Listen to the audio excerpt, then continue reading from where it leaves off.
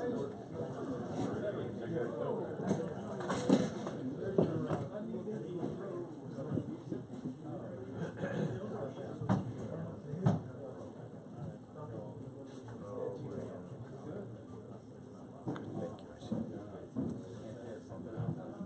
right, Jabosai, good morning. Let's begin. Today's daf is Lamed Hey 35, and we are actually picking up on the first line on Lamed Hey Amud Aleph.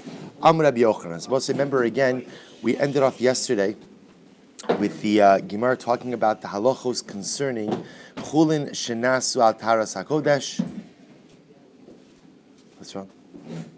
Chullin shenasu al taras hakodesh, Chullin shenasu al taras truma.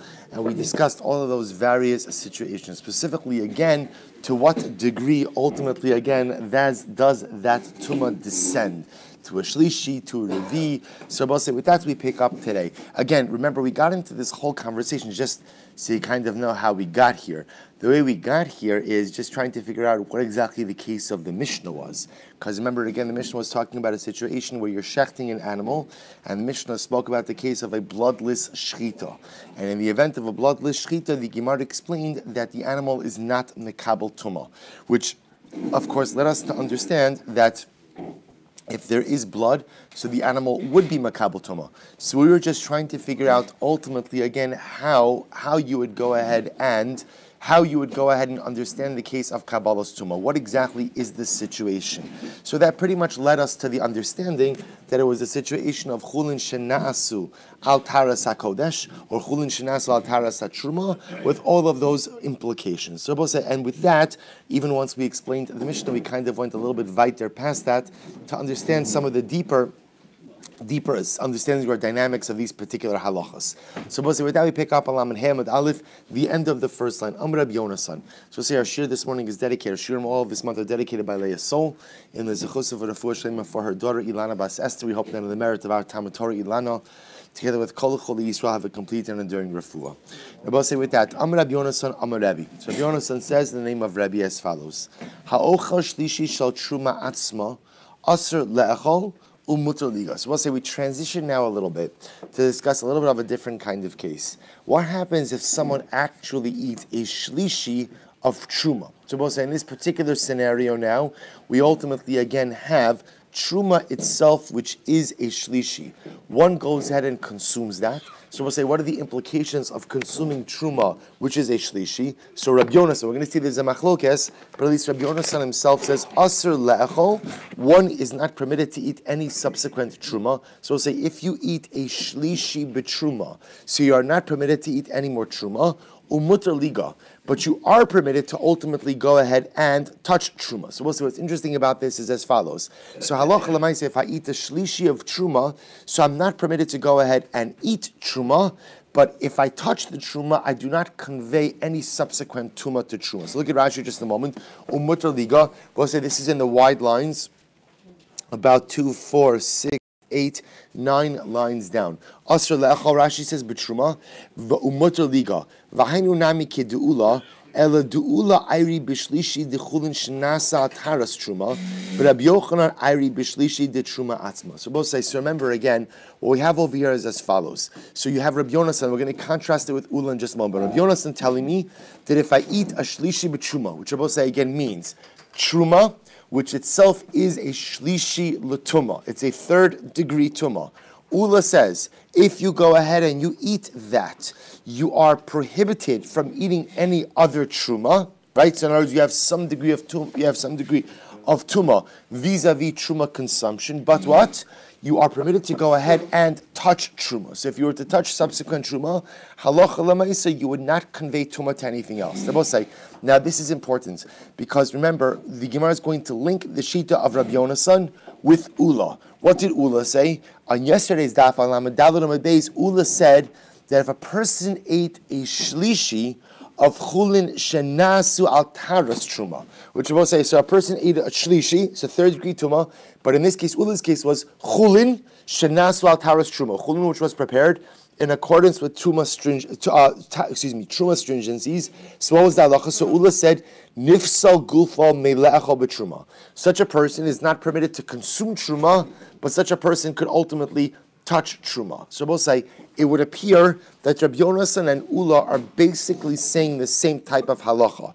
Just Rabbi Yonasan is saying it vis-a-vis truma itself, whereas Ula said it regarding what? Chullin shenasu al taras truma. The truma case has to be a kohen, correct. But the chulin shnas al taras truma doesn't have to be a kohen. So the Gemara says the following: v'itzrich deula, v'itzrich Rabbi Yonasan. So both say. So bottom line, what they both seem to be saying is as follows: if you eat a shlishi, in Rabbi Yonasan's case, it's a shlishi of truma. In Ula's case, it's chulin shnas al taras truma. You would not be permitted to go ahead and eat truma, but you would be permitted to touch it. So we'll say, so the shaila now is, why do I need both of these opinions? To which the Gemara says, I'll explain to you why. V'itzrich Rabbi Yonasan, v'itzrich to Ula, v'itzrich Rabbi Yonasan. We'll say, I need the position of Ula, and I need the position of Rabbi Yonasan. Why? Here we go. Di'i mid Ula, because we'll say, had I just been taught the halachos of Ula, or the statement of Ula, Hava Amina, I would have thought as follows, Hava Amina, Hani Mili, B'chulin Shnasa Taras Shuma. I would have thought, I would say what? That this halacha is dafka for a case of chulin shenaasu al taras truma. Ava betruma benegia nami aser. But I will say, you see, I would have thought, if I just had Ula, I would have thought that it's only in the case of Ula, where I have a case of chulin shenaasu al taras truma, that what? That halacha lemaisa, you're permitted to go ahead if you ate a shlishi of chulin shnas al taras truma. That's when you can't eat truma, but you are permitted to go ahead and touch truma. But Rabbi say in a case aval b'truma b'negia nami aser. Rabbi say maybe if I ate an actual shlishi of truma, then maybe under those circumstances, what? If I had an actual shlishi of truma, maybe I would be precluded from even touching truma itself. Therefore, it's dich Rabbi Yonasan. Therefore, what Rabbi Yonasan's case comes along and says that even if I eat an actual shlishi of truma, I'm only precluded from further truma consumption, but not precluded from truma contact. V'imid Rabbi Yonasan. And if the Gemara would have just brought down the case of Rabbi Yonasan, remember also what's Rabbi Yonasan's case? Or I'm actually consuming a shlishi of truma. Sahavamina, I would have thought, Hani mili truma. This is only true in the case of truma. Avachulin ba'achila nami shari. But I will say, I might have thought that if I eat a shlishi of chulin shenasu al taras truma, then what? I should be permitted even to consume truma afterwards. Therefore, tzrichi. Therefore, I'll say, ultimately, again, I need the case of Ula as well. Good. So I'll say, so bottom line, we have both shitos of Rabbi Yonasan and Ula. Ula's case is if a person goes ahead and eats a shlishi of chulin shenas al taras truma, you can't eat truma, but you can touch truma. And now I have Rabbi Yonasan who says that even if you eat an actual shlishi of truma itself, I cannot eat truma, but I can touch truma. Fine. Yosef Rabbi Yitzchak bar Shmuel bar Marta kameid Rav Nachman. Shabbos Rabbi Yitzchak bar Shmuel bar Marta was sitting before Rav Nachman. V'Yosef v'ka'amar, and he was sitting and he was saying the following: Ha'ochal shlishi shel chulin shenasu al taras hakodesh. We'll say if a person eats a shlishi of chulin shenasu al taras hakodesh. So we'll remember again. So I have chulin which are being prepared al taras hakodesh. Chulin that are being prepared in accordance with kodesh standards. This chulin now is a shlishi l'tuma, right? It's a third stage or a third degree tuma. So what's halacha will say? Tahar le'echol bakodesh. The halacha is such a person is permitted to go ahead, is tahar, to be able to eat of kodesh. So we'll say, remember, so what the Gemara is expressing over here is something dramatically amazing. All the name of really, this is Rabbi Yitzchak bar Shmuel bar Marta, who's saying this before of Nachman, that if a person eats a shlishi of chulin shenasu al taras hakodesh, the halacha is that they are tahor enough to eat kodesh. To eat kodesh. Okay? Shwai. She'en lech al davar she'oser revi bakodesh ela kodesh mikudash bilvad. Because here's what's interesting. Remember, because what we're saying over here, essentially, that's another way of saying that if you eat a shlishi of chulin shenasu al taras hakodesh, essentially you're what? Essentially, you're tahor. Essentially, you're tar. That there really is no shlishi of chulin shenas al taras hakodesh. Therefore, if you eat of a shlishi shenas al taras hakodesh, you could actually eat kodesh itself. Why? Because they're both saying, in order to go ahead and be precluded from eating kodesh after consuming a shlishi, that shlishi would essentially have to make you into what? Into a Revi. And the only thing that makes you a Revi is, as the Gemara says, Kodesh Mekudash Bilvad.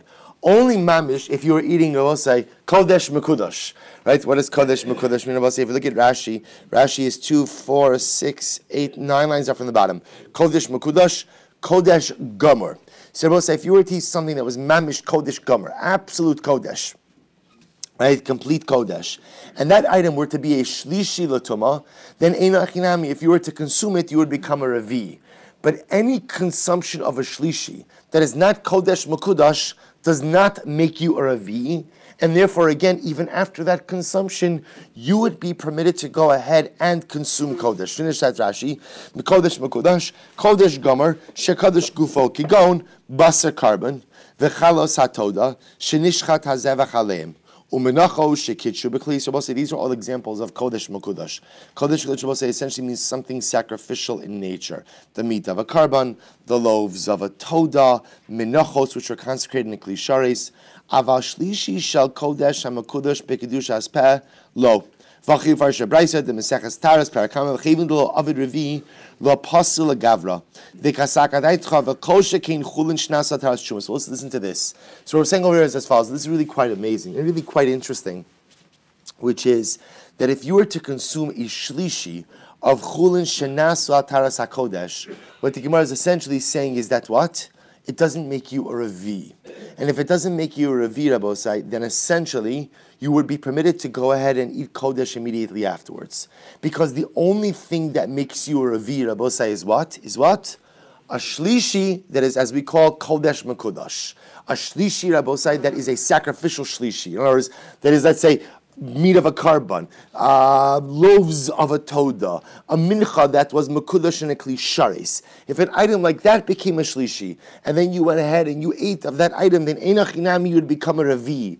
But anything short of that, you're not a revi. And if you're not a revi, then you're good to go. Right? In halacha l'maisa, the Gemara says you could even go ahead and consume kodesh immediately afterwards. She'in lecha davar, Gemara says, she'in lecha davar she'oser revi b'kodesh, ela kodesh mekudash bilvad. Because we'll say the only thing that goes in and makes a revi b'kodesh ultimately is what? Is something that is kodesh mekudash. So massive, right? Barachama.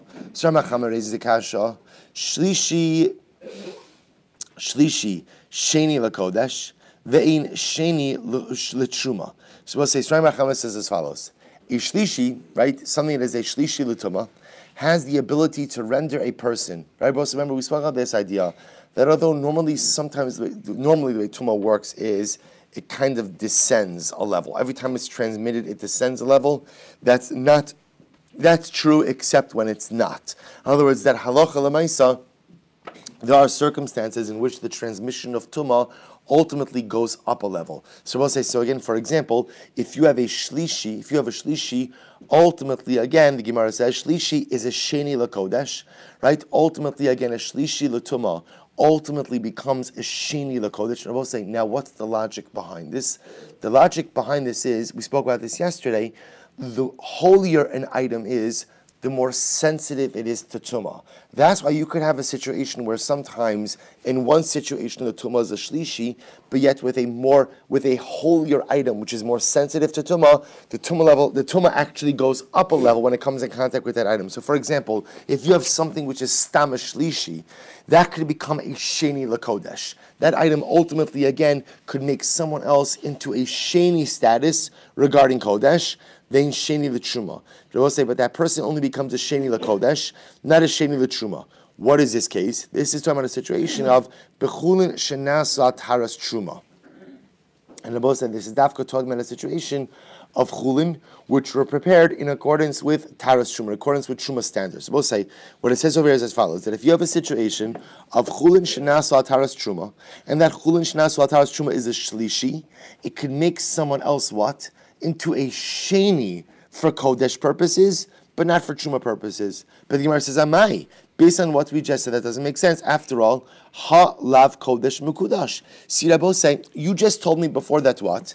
That in general, only something that is kodesh mukudash has the ability to transmit tumah from a shlishi state to something else. If that's the case, if you have a shlishi in a case of chulin shenasu ataras truma, then Rabbi say, what should be the halacha?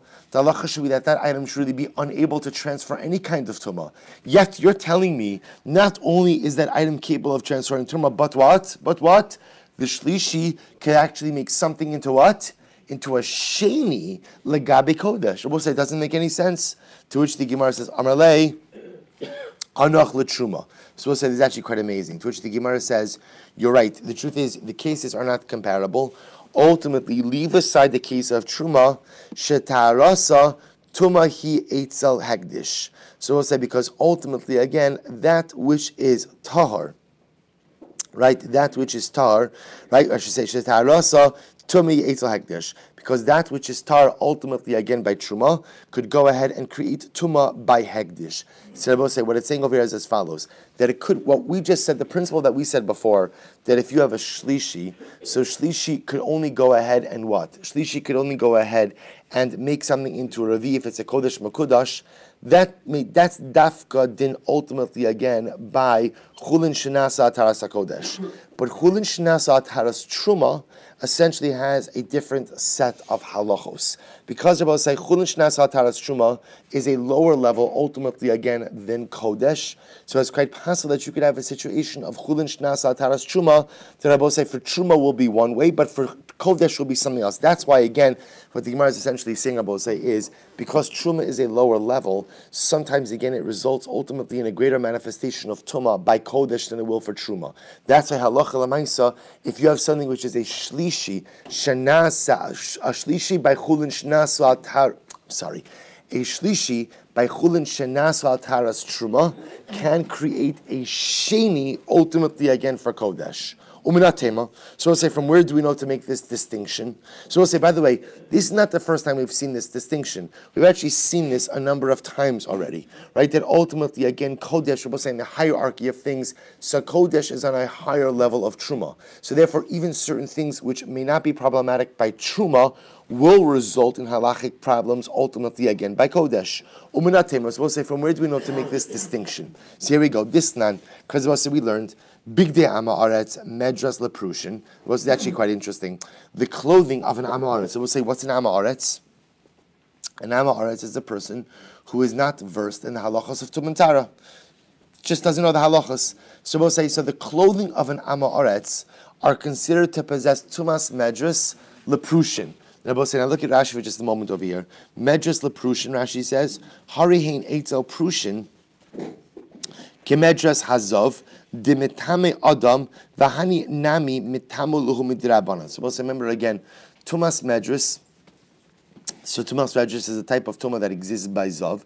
So we'll say, remember again, what the Gemara is saying over here is as follows: that the clothing of an Amaretz are considered to possess Tumas Medras for those who are Prushin. So we'll say Prushin refer to the people who are versed in the halachos of Tumah and Tara, know the halachos of Tumah and Tara, and therefore again I will say when it comes to the clothing of an Amaretz, so the Prushin have to be Choshesh Midrabanan, that ultimately the clothing of the Amaretz ultimately again possess Tumas Medras. So we'll say Tumas Medras, remember, is the type of Tumah where if someone is a Zov or some other type of Tumah, it also applies, let's say, to Tumas Nida. Someone sits on it, and then we'll say even by a Zov, even if it's not direct contact, in other words, even if it's multiple layers below, let's say again, we'll see the classic case is a Zov sits on a pile of cushions, right? All of those cushions are Tamei Tumas Medras. So what the Gemara is saying over here is as follows: that the clothing of an Amaretz possess Tumas Medras, legabe ultimately again Prushin. Big day Prushin, Medras la'ochle Truma. And I'm going to say, interestingly enough, the clothing of Prushin ultimately again could possess Tumas Medras for those who eat Truma. And I'm going to say, ultimately again, so what's interesting over here, Rashi says over here, Prushin are ochlin chulin betara. I will say the definition of a parush is someone ultimately again who even eats his chulin in a state of tara. So what's interesting to note over here is as follows. So the clothing of an Amoretz, Rabbi say, is what are considered to be, it's all midrabanan, are considered to be Tmei and Tumas Medris, Legabi the Prussian, and the clothing of the Prussian are considered to be rabbinically Tamei Tumas Medris for those who are Ochle Truma. Because once again, the assumption is that what? So Ochle Truma keep even higher standards ultimately again than the Prussian. Big day Ochle Truma, Rabbi say, listen to this. The clothing of Ochle Truma are Truma, Medris Lekodesh. We'll say are rabbinically Tamei Tumas Medris for who? For those who eat Kodesh. People say, Klal Gadol is, you always have to be frummer than someone, right? That's the important idea, right? So the idea over here is, so all kidding aside, the idea over here is these people kept different standards. So therefore, again, Amma Aretz is kind of on the bottom of the totem pole because he's just ignorant to the halachas of Tum and Tara. So therefore, again, the Prussian Rabbi say, who are people who are careful to eat, even their Chullin B'Tara, they have to assume that the clothing of the Amma Aretz is rabbinically tamei. Those who eat Truma had to be careful with the Prussian, right? And those who ate Kodesh had to be careful with the true Ochle Truma. So Amar Rava, so Rava says, will say, so therefore, again, look at Rashi, will say, Nayam, so Amar Rava, Midrasos Ka'amrit. So Rava says, no. So both say, the point, what is the Gemara bringing over here? Both say, why did the Gemara just bring this down? Because the Gemara wanted to make a distinction between Truma and Kodesh. Because what we're beginning to see over here is as follows. That you could have a situation, both say, we just said before, that a Shlishi L'Kodesh, both say, only becomes a Revi if what? If the Tumah is transmitted via a Kodesh Mukudash, right? Something that is bona fide Kodesh, but you would not create a Revi through Chullin Shenas or Taras HaKodesh. Yet we saw that in the case of Chullin Shenas or Taras Truma, that a Shlishi makes a Sheni by Kodesh. So how do I reconcile those two things, Rabbi say? So the Gemara says essentially the way I reconcile it is by saying Kodesh and Truma are different. Kodesh and Truma are different. Then I will say, ultimately, again, the halachos of Kodesh are stricter than the halachos, ultimately, again, of Truma. Where do we see that? I will say there's a distinction between the halachos of Kodesh and the halachos of Truma, in this case over here by Madras. You see, I will say that in the hierarchy, those who are Ochle Kodesh had the highest standards. Those halachos are the most chamer. That is why it is only, again, a bona fide shlishi of a Kodesh Mekudash ultimately makes a Revi'i, but if you're not a Kodesh Mekudash, you're not going to make a Revi'i. Masha'in came by Truma, but say even a Shlishi of Chullin Shenasla Taras Truma ultimately again could create a Sheni Bakodesh. To which the Gemara says, Rava says, Amar Rava, Midrasas comment. You can't necessarily bring a raya about say in terms of hierarchies from this case of Medras. I'll tell you why. Shani Midrasas, because Rava say over here, there's a real general rabbinic concern. The case of Medras is different. Rava say why? Top of Lamahim with Beis, Shema Teishev Alein Ishto Nida. See, Rava say, remember again, what's Tumas Medras? Tumas Medras is Rava say that if somebody who is Tameh sits on an item, just mere contact. Rava say, and again, as we said before, even not direct contact, right? Ultimately, again, goes in and transmits Tumah. See, Rava say, the concern of Tumas Medras was a much more real concern. How so? Because halacha l'maaseh, Rabbi say, what's unfolding over here by Tumas Medras is a man goes ahead and leaves his shirt, right? He leaves, right? Sometimes men leave their clothing around, right? So Rabbi says, so what happens? A man leaves his clothing around, and his wife, who's in nida, accidentally sits on his shirt, or purposely sits on his shirt, whatever it is. Rabbi say that becomes Tumas Medras. So therefore, again, the issue of Tumas Medras on a day-to-day level, Rabbi say, was a very real concern. So therefore, again, that's why when it comes to Tumas Medras, Rabbi say, you have to be much more careful. However, again, Aval Beperi Lo Armina, Rabbi say, but again, look at Rashi, Shema Teishiv, Shema Yisha, Va'avagav the Ochli Truma, Mizdari Bar Shapir. So we're saying, even though, again, someone who would eat Truma would be very careful, even with leaving his clothing around or his items around, al Tumas Medras. Nevertheless, Mil Gabi Kodesh Lahavi Shmira, V'chayshinun Hoyel V'tuma Mitsuyahi. We'll say, so therefore, again, in a case, even though someone who eats Truma would be careful, would be vigilant, you know, like there are certain circumstances for which, again, you have to be choshesh that accidents happen. Because Tumas Medras can be transferred in such an innocent way of someone who's tamei accidentally sitting down on something. Say for that there's no. For by the ochle kadshim cannot be somich on ochle truma to be properly vigilant, since Rabbi say no matter how hard you try, an accident could inevitably occur. Aval beperi, the Gemara says aval beperi lo aminan. But say look at Rashi aval beperi, de'in tumasan mitsuya have your shmiras truma shmiras lakodesh lemay denatre de'im kein truma Torah nami tim de'matagosh. So the Gemara is suggesting is as Rav is suggesting is as follows: don't bring a raya from the case of Tumas Medris, because it was the case of Tumas Medris was what we'll call a Tuma Mitsuya. That's a case of where inevitably it almost appears that what? That halacha l'maisa, you kind of, inevitably an accident is going to happen. Therefore, again, we have to be more machmir for Kodesh than we are by Truma. But I will say, Peri, the Gemara says, when it comes to produce, where ultimately, again, there is the ability to properly guard the produce from becoming tamei. Perhaps, again, we would not have to make such a severe distinction between truma and kodesh. Master Rabbi Yirmiyah Midifti. Rabbi Yirmiyah Midifti raises a kasha.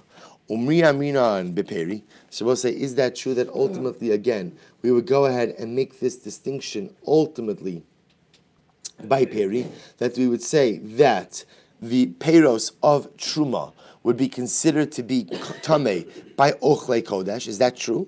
V'hatran, we learned im amar hefrashti l'socha revius kodesh ne'eman. But so listen to this interesting case. If a person has a barrel of wine, and he says about that barrel that I've separated out a revius of it, ultimately again for sacrificial purposes, for kodesh purposes, ne'eman. Ultimately, again, he is believed. V'lo kametame le'truma le'kodesh. And I will say the other trumos that are perhaps mixed in there will not be metame le'kodesh. I will say, look at Rashi just a moment. Imamar Hifrashi l'socha b'chomer b'kodesh. Rashi says, Tanan bihuda ne'eman na'amei aretz ataras yayin l'nesachim imamru tahorein ve'eminu rabbanon kadei shalihei kol echad holech ubona b'mali atzmo v'sorei parmadul atzmo aval ala truma ein ne'eman ela b'shas hagidos v'abadam. I'm just going to ve'avru hagidos abadam ve'viu l'chavis shalayin harizeh lo yikalu mena v'im amar Hifrashti l'socha v'zeh. This is the operative phrase over here. I'm reading the end of Rashi. V'im Rashi l'socha v'zeh revius l'nesachim. We'll say if a person says, I've in the barrel of wine, I separated out a revius of that wine for the purpose of nisachim, for the purpose of libations. What's the halacha? Ne'eman al kulon. Rabbi say he is believed regarding the kashrus not only of that revius of sacrificial wine, but of all the other trumos that are mixed in there. Umekablin koin v'shosa. So without getting into all the technicalities over here, even in other circumstances where halacha l'maisa, we might have certain doubts about believing someone regarding truma apportionments or truma allocations in a barrel of wine. Once he separates out a revius of wine for kodesh, we believe him about everything else. So we'll say, what does that show you? What that shows you is the presence of a revius of kodesh essentially is the stempel, right? Essentially is the certification upon everything else in the barrel. Now here's the problem. Vi amrit tarasa tum asi eitzel kodesh. But I will say, if you say that normally that which is tahar by truma is not good enough by kodesh, then what? Then what should be that halacha? I will say, titame truma lakodesh. Then I will say, if you have a barrel of wine and there's both trumas and kodesh mixed together, then what should be the halacha? I will say, the truma designations should be metame the kodesh. Yet, I will say, what do we see from this case? We see from this case in the barrel that halacha l'maisa, the designations have the ability to coexist. That halacha l'maisa, if I designated a revius of wine for nesachim, that revius of wine could coexist with all of the other truma allocations in the barrel. But if, as you just said before, that ultimately, again, the status of tara by truma is considered to be tamei by kodesh, then if that's the case, if I have a barrel of wine, and in that barrel of wine is a revius for nesachim, right, which is kodesh, but also a bunch of revisim, right, for truma or other truma designations, the truma designation should be metame the kodesh, to which the Gemara says, the Gemara says, no, this case is different. Why? Because you're talking about a case where everything is connected. Tuma bichibur and shiny. Both say the possibility of tuma through connection is different. Why? The migo de mehemen hakodesh, mehemen nami atshuma. Both says the Gemara gives a very interesting distinction over here. The Gemara says this case is different because everything is mixed together. When everything about is mixed together, once we believe him vis-a-vis the Kodesh allocation, i.e. the revius of wine for Nesachim, so we're going to therefore believe him legabe what? Legabe all of the other Truma wine as well. When we discuss the idea that that which is good enough for Truma is not good enough for Kodesh, what is that referring to? That's referring to also when you have distinct entities. But when everything is mixed together, then Einach Inami, once we say that his Kodesh designation is enough, then once we say his Kodesh designation enough, then what? Because everything is connected, the Truma designations will be good enough as well. Masir Rav Huna bar Nasan. So let's say Rav Huna bar Nasan raised the following kasha. Hasheni shebechulin mitame mashke chulin uposel ochle truma. Supposed to listen to this. So if you have a sheni by chulin, ultimately again that has the ability to transmit tuma to a liquid of chulin, and also has the ability to pasel ochle truma, which I will say means has the ability to go ahead and pasel truma through contact, through physical contact. Vashlishi, and I will say if there's a shlishi, mitame mashke kodesh, has the ability to go ahead and what? Transmit tuma to a mashke that is kodesh, uposel ochle kodesh, and has the ability to transmit tuma to ochle kodesh. And what's the case here? Bechulin shenasu ataras hakodesh. And I will say, what's the case over here? So the case over here is a situation ultimately again of chulin shenasu ataras hakodesh, to which the Gemara says, you're right. Tanai here. I will say, in reality, this whole thing is a machlokes tanoim. Ultimately, again, what has the ability to convey tuma to what is a machlokes tanoim? The sanyo. Here we go, I will say. So I will say, it's interesting that we're going to end off with this machlokes tanoim. The sanyo, chulin shnas ataras hakodesh. I will say, if you have chulin shnas ataras hakodesh, what's their status? Hare hein kechulin. So I will say, opinion number one says, they have the status of chulin. Right, Rabbi Lazar, Rabbi Tzadok Omer, Harein Kitruma, Letame Shnayim or Shneim, Shnayim V'Vosel Echad. And I must say, ultimately, Rabbi Lazar, Rabbi Tzadok says, ultimately they are like Truma, and that they have the ability to go ahead, I will say, in what? And convey Truma ultimately to two levels, and what? V'Lifsel Echad. And have the ability to go ahead and pass. Also remember again, Psul means the state where what? Psul means the state where something itself is Tameh, but doesn't have the ability to go ahead and convey tumah to something else. Doesn't have the ability to be mitame. So we'll say, so this is how the sugya ends. So bottom line we'll say is the following: that halacha lemaisa, the takeaway message is that it's a machlokes, right? So we'll say, so essentially but what's really fascinating about this is as follows. I just want to point out the dramatic piece of this is that halacha lemaisa, what really is very riveting is up until now when we speak about tumah, so you're speaking about tumah of Truma and Tuma of Kodesh. What's been fascinating, and I know you found it fascinating as well about all of these cases, is that what I will say, we were talking over here about Chullin. That's what's really riveting about this. These are cases of Chullin Shena'asu al Taras Kodesh or Chullin Shena'asu al Taras Truma. And I will say what we've been trying to figure out is in these cases, you're preparing Chullin in accordance with Kodesh sanctity, carbonic sanctity, or Chullin prepared with Truma sanctity. And the shaila, of course, becomes when you endow chulin with that level of sanctity, to what level do they have the ability to go ahead and take on the properties of those items? And I will say vis-a-vis tuma. How receptive do they become to tuma? Ultimately, again, when they are endowed with that sanctity. I will say, what we did take away from this is the fundamental distinction between Truma and between Kodesh. And what we've seen, I will say, in a number of different ways, is often that which is vested with Truma sanctity is not enough for Kodesh sanctity. Kodesh occupies even a higher level than Truma. That's why we saw that vis-a-vis again when it comes to Tumas Medras by the various degrees. And we also begin to see, Rabosai, that Allah Chalamaisa, Chulin Shinasu al Taras HaKodesh, will be vested themselves with a greater sanctity than Tuma, than Chulin Shnasu al Taras Truma. Shabbosai, again, how many levels of Tuma each of those items have, their ability to convey Tuma to other things, ultimately the Gemara ends off by telling us, is a machlokes. So I will say, what's the takeaway message for us? There's an incredible musar. The musar is, Rabosai, that what do you see from here? You see from here that you don't touch things that don't belong to you, right? That's number one, right? And I will say, what you also begin to see is something amazing.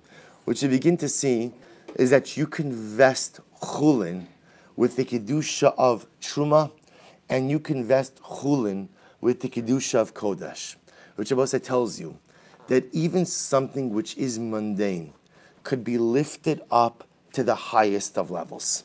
And Abosai, if I can do that with an article of clothing, and if I could do that with a piece of grain, or if I could do it with a fruit, or if I could do it with a cow, then imagine what we could do with ourselves. Because sometimes we look at ourselves as Chullin, right? What am I? I'm mundane. And I will say, it might be true. There are days where mamish, I'm Chullin. But the beautiful part is, what's the takeaway? You could prepare Chullin al taras kodesh. You could prepare Chullin al taras truma. If you want to make yourself mamish like kodesh mukudash, you want to prepare yourself in the highest levels of kodesh, you could do it. You want to prepare yourself in the highest levels of truma, you could do it. If it works for the produce, Rabbosai, then there is no telling what we could accomplish for ourselves. Good, weiter. Rabbosai, sorry to say, we're going to leave Tuma and Tara for just a little bit of time, right? I know. There are tissues on the tables, right? But again, we're going to focus a little bit now, getting a little bit back to the halachos of shchita. Now again, we're still going to dabble in Tuma. I will say, but watch this. Reb Shimon Omer Hochshur b'shchita. So let's remember again, the last part of the Mishnah was Reb Shimon saying, let's just read it. The last part of the Mishnah was Reb Shimon saying as follows. Reb Shimon Omer Hochshro b'shchita. So let's remember again, the first part of the Mishnah, which has been the part of the Mishnah that we've been most focused on until now, was the following piece, which is that if you shech the behema, remember this is case number 1, and it was a bloodless shchita. So what did the Mishnah say? The Mishnah told me that halacha l'maisa, even if I touch the animal with impure hands, the animal is not mekabel tumah. Why? Because in the absence of a liquid medium, then halacha l'maisa, there's no transference of tumah. Reb Shimon disagreed, and Reb Shimon said shchita itself is machshir the animal lekabel tumah. The act of shchita itself, the Mishnah says, Reb Shimon Omer hochshu l'shchita. It's the actual act of shchita itself which renders the animal fit lekabel tumah, even in the absence of a liquid medium. So Rabbi, now let's focus on this shita. So Amr Rabasi, Omer Hayi Reb Shimon, Shchitaso Machsharas V'lo Dam. Reb Shimon's opinion seems to be that it's tafka the shchita. This Rabbi say Reb Shimon's logic is like this: if shchita is good enough to change the fundamental status of the animal from Eiver Menachai to dead, right? Rabbi say, remember again. What's the whole point of a liquid medium? The point of a liquid medium is a change in status. If shchita is enough to change the status from Eiver Menachai to dead, then it's certainly what? It's certainly good enough to change the status of the animal from non-kabbalas hatuma to kabbalas to be makabel tuma. So Rabbi say, now comes along Reb Shimon, Rabasi, and says this as follows. Omer Reb Shimon, shchitaso machsharas v'lo dam. So Rabbi say, in Ravasi's version over here, it's that Reb Shimon, Rabbi say, was saying that no, it's dafka the shchita that allows you makabel tuma and not blood. V'lo dam. Rashi says, shchita machsharas as habas lo tuma de mishavile ochla. So Rabbi say it's the shchita that transforms the animal from animal into food. V'lo dam, Rashi says, v'nafkamina dilu nafal dam shchita al azram lo hochshiro dilu mikri dam shchita mashka. So we'll say, in Ravasi's model, Rav Shimon is saying something much more severe. He's saying that the blood of shchita does not have the status of a mashke. Because it doesn't have the status of a mashke, therefore what? It does not make anything roy lekabel tumah. So we'll say, for example, let's say the following case. I'm shechting an animal. So Reb Shimon says, the act of shchita itself changes the status of the animal. Now the animal is ready to be makabel tumah. But it's not the blood. The blood itself of shchita, Reb Shimon says, is not a mashke. We'll say, what's nafkamina? The blood spills on some fruit. So we'll say, now what's the shaila? Are those fruit ro'i lekabel tumah or not? Reb Shimon will say the answer to that is no, because that blood does not have the status of a mashke. That blood doesn't have the status of a mashke. So says the Gemara, I will say it would seem to be, so we'll say, understand, according to Ravasi's version, Reb Shimon is saying something much more severe. See, we thought originally from the Mishnah that what Reb Shimon is saying is like this, that he's saying it's the shchita that is machshirit and you don't need dam. Rav Asi is saying no. Rav Shimon is saying it's the shchita that's machshirit, and even if you have dam, the dam is not what is machshir the animal lakabel tuma. So let's say the Mishnah supports this idea. Rav Shimon Omer huchshiru b'shchita. What did the Mishnah say, Rabbi? Say that Rav Shimon holds that Lamaised is the shchita that is machshir. My lav b'shchita v'lo b'dam. Isn't Rav Shimon saying that it's dafka the shchita? Rabbi saying what? And not the blood. It's dafka not, meaning the blood, according to Rav Shimon, the blood has absolutely no impact. To which the Gemara says, no. Maybe what he's saying is, lo, af b'shchita. Maybe also what Rav Shimon is saying is, yes, of course, if there's blood, the blood is machshir, the animal lakabel tuma. Rav Shimon's novelty, Rabbi say, is what?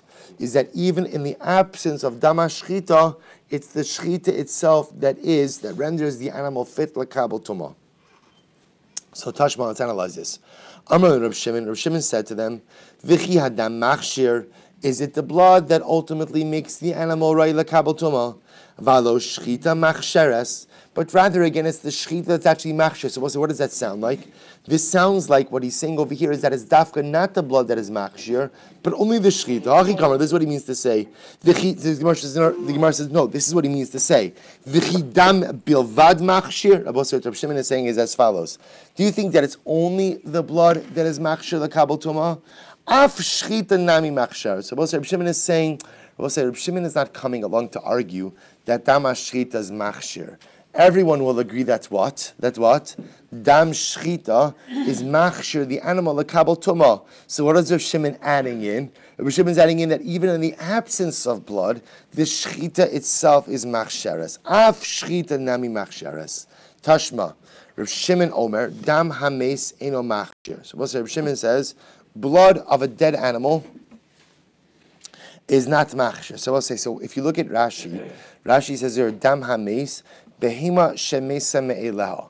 Rabbi say this would refer to an animal which died on its own. If you have an animal that died on its own, and then blood comes out of that animal, the blood of that animal is not machshir lekabel tuma.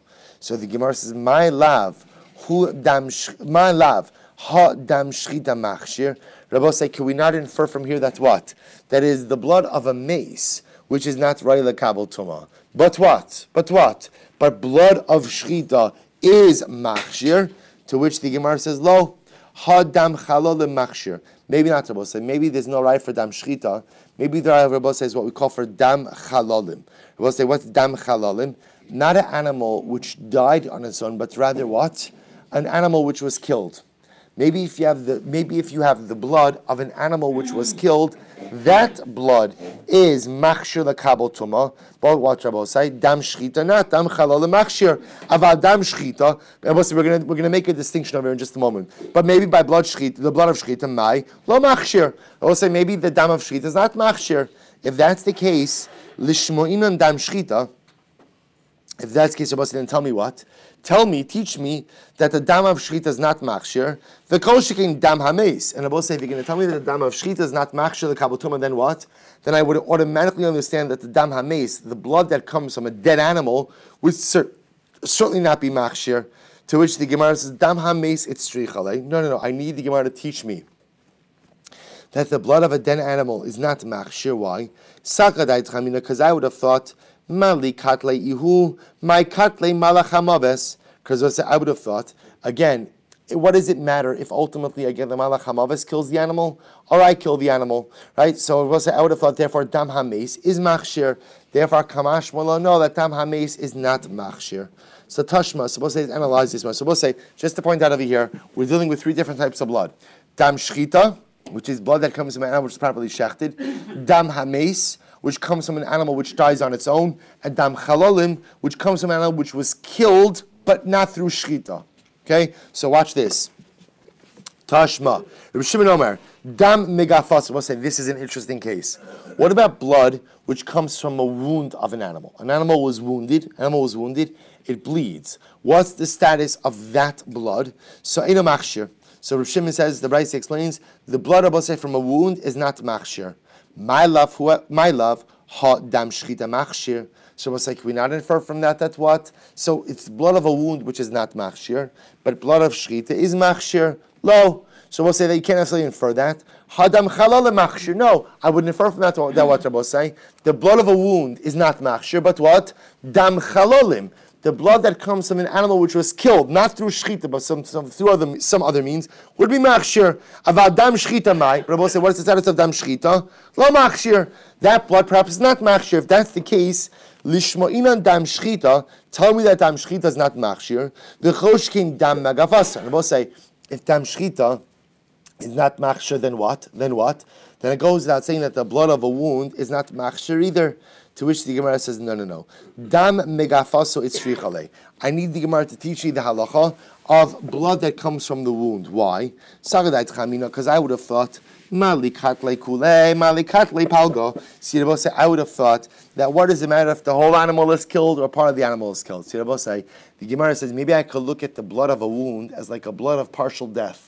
So what does it matter if the blood comes from an animal that's totally dead or partially dead? So the Gemara says, so fine. So therefore Gemara teaches me no. So I'll say, here's what's interesting. What's interesting is the Gemara is taking it for granted.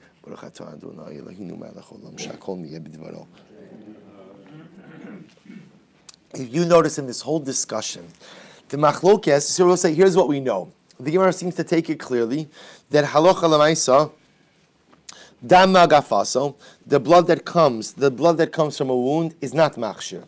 Dam hameis is not machshir. The blood that comes from an animal which died on its own is not machshir. If you notice what's interesting over here is as follows. The Gemara seems to be pretty sold on the idea that dam chalolim, blood that comes from an animal which was killed, not through shchita, which was killed, ultimately what? Is machshir. The machlokes case is what do you do with dam shchita? So you both say this is all in Reb Shimon. So you both say because remember Rav Asi came along and said that Reb Shimon is of the opinion that dam shchita is not machshir. It's not machshir. Obviously, the Tanakama, the Mishnah, the Rabbanan disagree with that. Reb Shimon's shita is dam shchita is not machshir. Yet, even Reb Shimon is sold on the idea that dam chalalim, blood that comes from an animal which was killed through non-shchita purposes or through non-shchita mechanisms, is machshir. To which the Gemara says, I don't understand. Where do you get this from? That dam chalalim, blood that comes from an animal which was killed through some non-shchita means, ultimately is machshir. How do you know that? We'll say, watch this. Umayshna dam chalalim de machshir dechsev. Oh, we have a pasuk. We'll say, what's the pasuk? V'dam chalalim yishte. Dam, we'll say, right? The pasuk will say, says, Hein amkala, this is in the bracha of Bilam. Right? Hein amkala v'yakum ukariris nasa lo yishkav ad yochal teref v'dam chalalim yishte. When speaking about the prowess of Klal Yisrael, what does it say? It's not the most beautiful image, but it speaks of strength. He drinks the blood of those who he has killed. Right? Dam chalalim yishte. So we'll say, so now, what does that pasuk teach us? So we'll say, this is amazing. This we'll say, this is even better than the donuts. Watch this. Right? We'll say, dam chalalim yishte tells you what? That the blood that comes from a chalal is what? If it says yishte, we'll say, what is it? What's its status? What's its status? It's a mashke. That means it's a drink. Now we'll say, if it's a mashke, then what? Then what? It has the ability to be machshir something lekabel tumas. You both remember again, in order for a liquid medium to ultimately make something fit to receive tumah, it has to have a halachic classification as a mashka, as a drink.